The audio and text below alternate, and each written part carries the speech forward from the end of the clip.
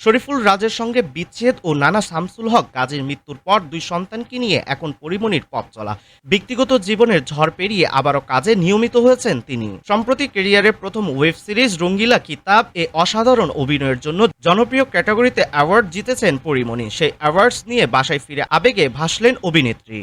মঙ্গলবার ৯ সেপ্টেম্বর রাতে ফেসবুকে পোস্ট দিয়ে ভক্তদের সঙ্গে এই অনুভূতি ভাগ করে নিয়েছেন পরীমনি। পোস্টে তিনি লিখেছেন, এখন আমার ঘরের দরজা খুলে দেওয়ার মানুষ তারা। নানা ভাই মারা যাওয়ার পর আর কেউ আমার ঘরে ফেরার জন্য এভাবে অপেক্ষা করেনি। গতকাল রাতে যখন আমি অ্যাওয়ার্ড নিয়ে বাসায় ফিরলাম, তখন দরজা খুলেই তারা দুজন একঝাপে আমার কোলে উঠে বসলো। কি লাগে জীবনে আর। সৃষ্টিকর্তার কাছে শুকরিয়া জানিয়ে অভিনেত্রী আরও লেখেন, শুকরিয়া খোদা, আমি শুধু আল্লাহর কাছে এক দোয়া করি যেন এই সুখে কারো নজর না লাগে। আহা কি সুন্দর পরিপূর্ণ জীবন আমার, রূপকথার মতো সুন্দর, আলহামদুলিল্লাহ।